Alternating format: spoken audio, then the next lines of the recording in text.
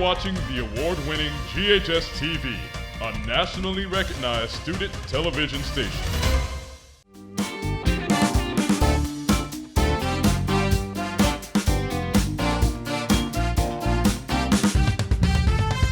Hello and welcome to GHS-TV's award-winning talk show, Crosstalk. I'm Calvin Nicholson. Let's talk about you. What's going on in your life, whether you're at home or at school. Today, let's talk about breaking the gender barriers in sports. It's not every day that you see a female wrestler or a male cheerleader, but Germantown athletes, along with others in Memphis, are challenging the norms of their sports. Before we get into today's conversation, GHS-TV's reporter Dallas Horn visits the mats and the courts for an inside look at the stellar athletes.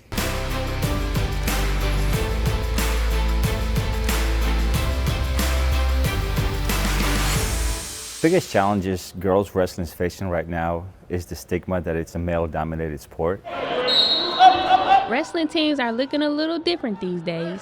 Teams like Germantown, White Station, and Cordova have added girls to their rosters. We just kind of spread the word, and once we started getting out there and winning, it brought everybody else. And it's not just here in the Mid-South.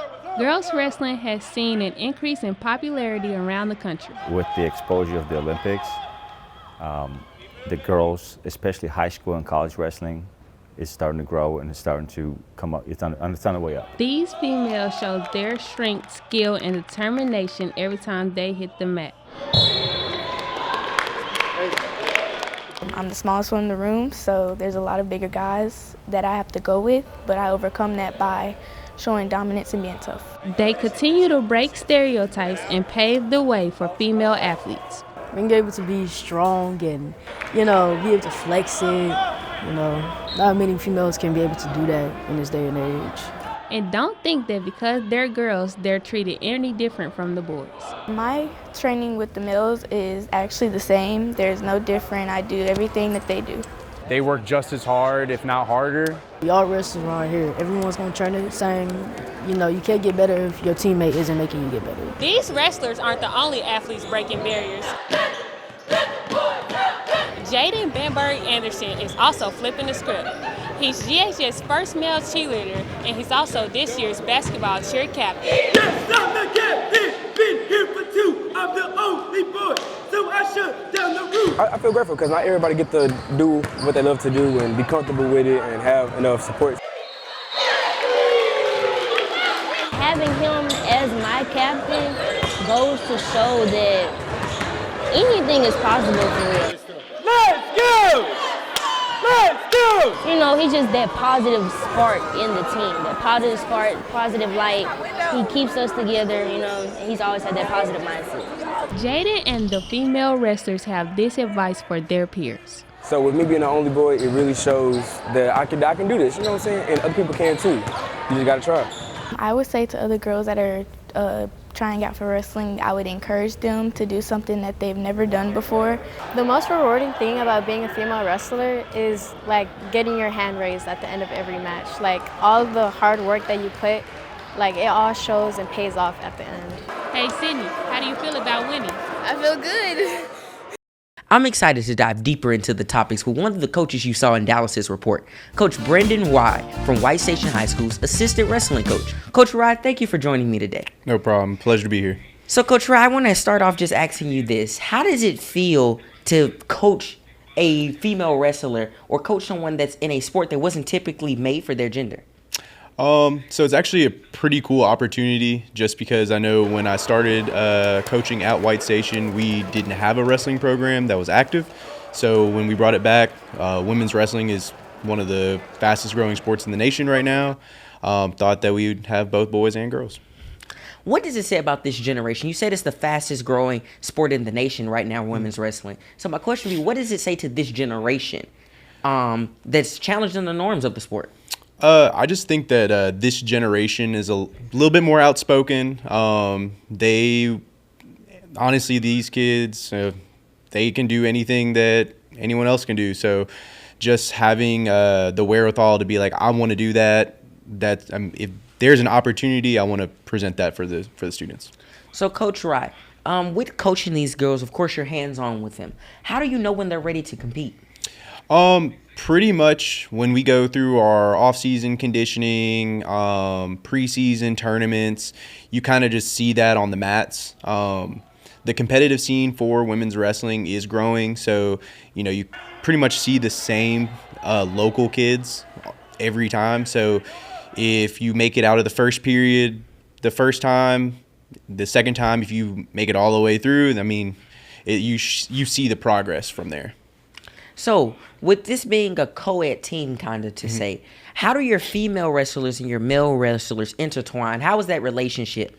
So, it's a pretty good working relationship. Most of the kids that are on the team, they're all friends. They're all around the same friend group. So there's really no problems. But as far as just the work goes, our guys, they go in, put in the work on the mat, but the girls they do the same thing. So I have no problems. So my question is to you, during those practices, those intimate moments where it's just you guys on the mat practicing together, have you ever put that female and that male up against each other? Are they trained against each other? So actually our women's wrestlers and our male wrestlers, they'll practice with each other just depending on weight class. So typically if our 126-pound girl is wrestling with our 126-pound boy and the girl is giving him fits, you're like, all right, she has a little something. Okay. So my thing with that would be, so I know it's a mindset, I would say, because people think of it as genders, not rather to the weight class. So could you dive deeper into that when you say about the weight class rather than your gender, that's what you're looking at? So there are a few different tendencies between women's wrestling and men's wrestling. Like you see a couple different moves here and there. With the men's wrestling, you see a lot more explosive movements where our girls are usually more like technicians on the mat.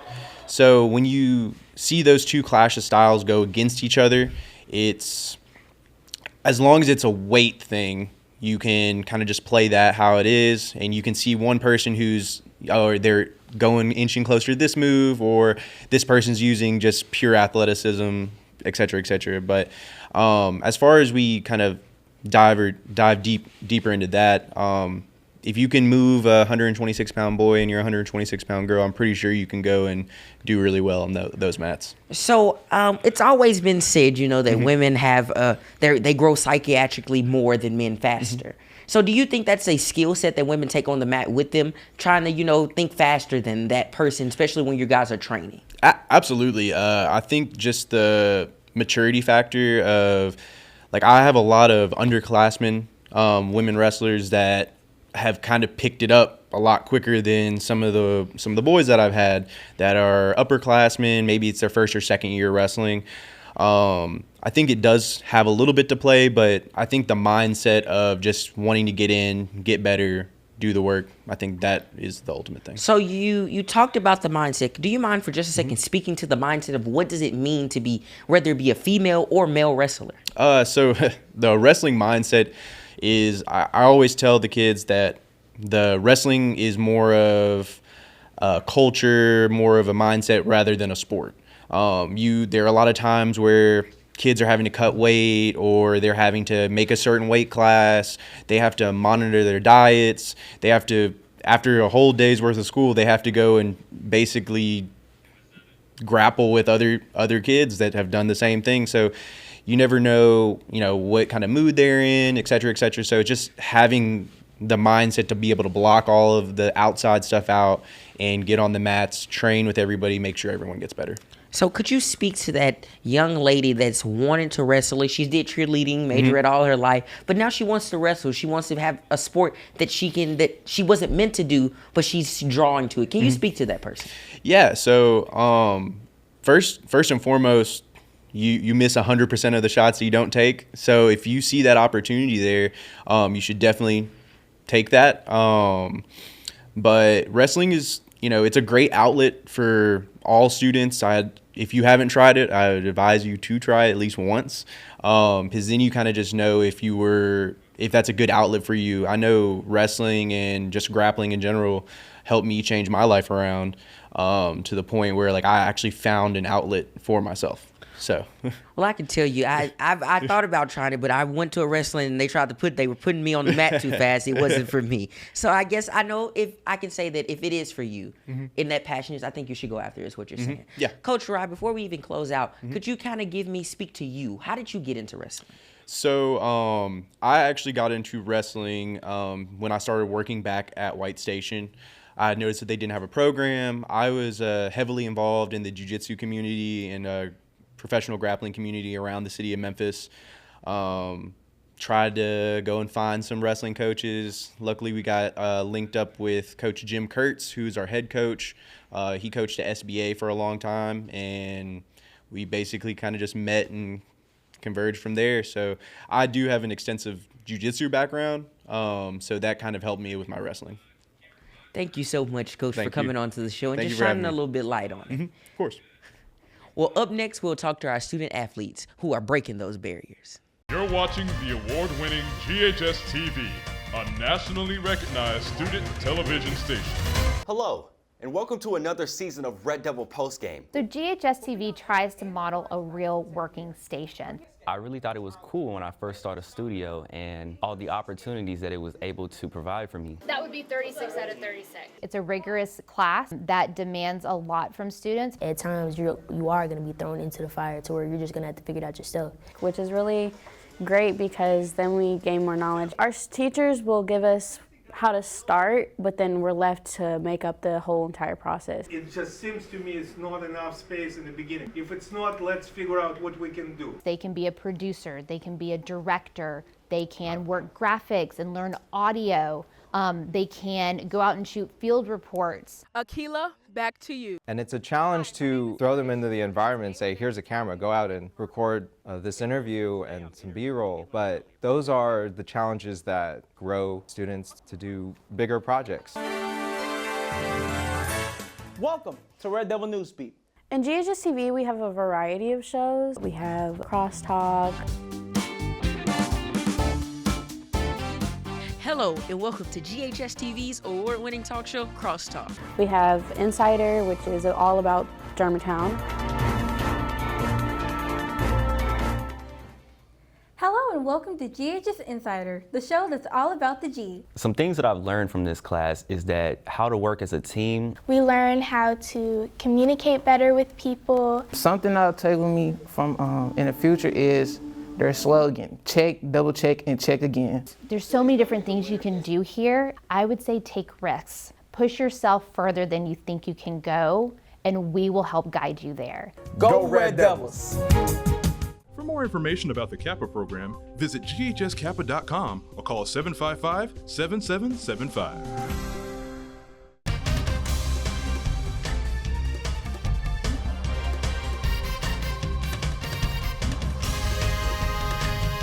You're watching the award-winning GHS-TV, a nationally recognized student television station.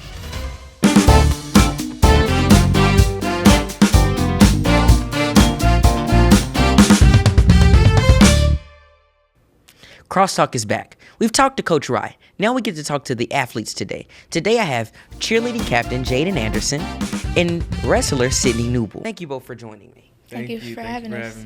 So Sydney, I want to start with you. You have this new black shirt, right? Yes. You just got this. What honor does this mean? We talked about it before, but I want to know, what does this mean to you? The black shirt means to me that my hard work doesn't go unnoticed, and that I'm able to put in hard work and earn something that I deserve. And so not only were you earning that, but also maintaining, you do fine arts. You play, what instrument in the orchestra do you play? I play the violin. Okay. That's So you're maintaining both of those. We're Yes. extremely proud of you both. So I want to ask you this. Jaden, what caused your interest in cheerleading? Sydney, what caused your interest in wrestling? Jaden, we're going to start with you. I really don't know what caught my interest in cheer because, I seen the flyer and I was like, okay, this seems interesting. And I wanted to get involved with school activities, but I didn't know what, specific activity I wanted to do. So, and I was looking at videos on TikTok and Instagram and I was like, okay, this seems like it would match my personality, but it really puts hard work. Like, it takes hard work to do it. So that was a thing. But yeah, I think it matches my personality because I'm very positive, optimistic, and like lively and spirited. Yeah. Okay. Sydney? What got me into wrestling? Well, it was really my family. My dad is a professional kickboxer, and my mom, me and her do jiu-jitsu, and I got into jiu-jitsu when I was like 3.5, and I've been doing that for a while. And when I heard that we had a wrestling team, I was like, oh, I might want to, try something new, get into it. So I tried out, and I'm here now. So. I know that's right. Well, yep. I can tell anyone you're fortunate would not to go messing with you. So I want to ask you this, Jaden. I don't know if you know this, but cheerleading was originally a predominantly male sport. So how does it feel to come back, make history at Germantown as the first ever male cheerleading captain at Germantown? It feels good because it puts a different perspective into people's minds, and and give them something new to look at and something new to try out, because most people think that cheerleading is only a female sport, even though it originated male dominant. So it just felt good, felt a relief off my back, like dang, I did something good. So in both of you making history, you being one of the first females to get that black shirt. So how does it feel to you to come and make history? It feels really good. I feel good to, be the not only female, but one of the first females to have a black shirt, and it feels like an honor. So we've talked about the good stuff that comes along with it. So now I want to ask you guys simply about the criticism that you receive behind playing your sport. Jaden, I want to start with you. You're a male cheerleader. You're the cheerleading captain. Is there any criticism, and how do you take that and move forward with that?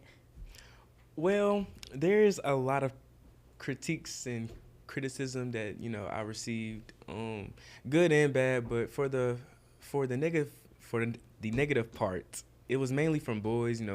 Females are typically more supporting and more outgoing when it comes to like people trying to think out new things, just in general. So it was kind of hard at first, but then I was like, they're not wearing my uniform, so I'm having my uniform on, so I feel, I take pride in that, I just don't look into those things. I only look into the positive, because at the end of the day, that's what makes me, is the positive things.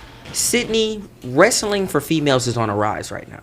It is. So what's going on in your head with some of the criticism that comes in? Oh, you should be a cheerleader instead of a wrestler. Yeah. Y'all should trade off or anything like that. How is it? What are you dealing with that criticism? How do you process that? How I process it is I don't really look at it as a negative effect. I kind of like put it as my own positive, and I'll go off of that and work even harder. Same. Even with that, I still go hard. That's the only thing you can do. So I want to ask you guys both this. I've posted to Coach Rye. I don't know, you know him. I posted to Coach Rye, and I asked him, I said, what is the norm in doing these sports that aren't originally for the gender or that aren't gender-based? So my question is, how do you go about these things? Like, how do you practice and mingle with your other teammates? Starting with you, Jaden. Well, when you're in cheer, and since it's now a female-dominant sport, you're mainly around females. So it's kind of literally trying something new. Like, you have to learn each and every female that is on this team, because everybody reacts differently, and females can get a little more catty than men. So I had to really adapt to that. It was like a really like a brief change. Yeah, it was like a a culture shock almost. It was kind of, but it was good for the most part. It was really good. You just got to talk to them and really understand where they come from when they do things, and how they act and things like that, before you can work with them. Because at the end of the day, that's what we're all doing. We're working with each other to perform. Having a boy is different, but since I got to know him and be around him more, I feel very comfortable around him. He's very fun. So Sydney, I want to pose the same question to you. With it, like I said, would have been a predominantly male sport. You have a couple of females here and there. So my question is, how do you mingle with your teammates? Do you practice with other males? Yes, I practice with all males, but when I compete, I go against girls. But when I practice with them, I'll kind of talk to them a little, kind of put positive thoughts on them and help them out with certain things that they might need help on. And then you put them on the ground, right? That does happen sometimes, but even with that, I still encourage them to do better, and mainly encourage them. But it's really cool working with other males. I want to thank you both for joining me. I've learned a lot from this. I know not to mess with you at any given point of time. No, never to try to pick a fight with you. No, seriously. So thank you guys for really both coming on the show and joining me. You've shined a bright light on this. Thank you. Thank you. That's it for today's episode of Crosstalk. I want to thank Coach Braden Rye, Jaden, and Sydney for taking the time to talk with us today. This was a great conversation. Please make sure teachers and students to hit that like and share button and subscribe to GHS-TV. For more information on our programming, please check us out on the web at GHS-TV.org, where we're streaming live 24 hours a day. You can also check us out on Facebook and Instagram. I'm Calvin Nicholson, and from all of us here at GHS-TV, thank you for watching Crosstalk, and I hope to see you again.